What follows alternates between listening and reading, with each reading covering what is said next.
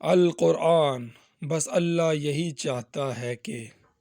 اے رسول صلی اللہ علیہ وآلہ وسلم کے اہل بیت تم سے ہر قسم کے گناہ کا میل اور شک و نقص کے گرد تک دور کر دے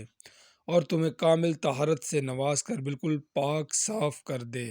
حضرت ابو ہریرہ رضی اللہ تعالی عنہ سے روایت ہے کہ رسول اللہ صلی اللہ علیہ وآلہ وسلم نے فرمایا، صدقے نے مال میں کبھی کوئی کمی نہیں کی، اور معاف کرنے سے اللہ تعالیٰ بندے کو عزت ہی میں بڑھاتا ہے، اور کوئی شخص صرف اور صرف اللہ کی خاطر تواضع انکسار اختیار نہیں کرتا مگر اللہ تعالیٰ اس کا مقام بلند کر دیتا ہے۔ حضرت علی رضی اللہ تعالیٰ عنہ نے فرمایا، جب کوئی شخص تمہیں امین بنائے تو ذرا بھی خیانت نہ کرو،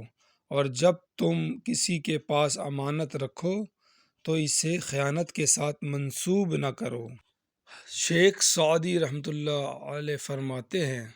خلوص اور اچھائی صرف الفاظ میں نہیں بلکہ اپنی نیت اور فطرت میں بھی پیدا کریں، تاکہ آپ لوگوں کے عیب نہیں ان کی خوبیاں دیکھ پائیں۔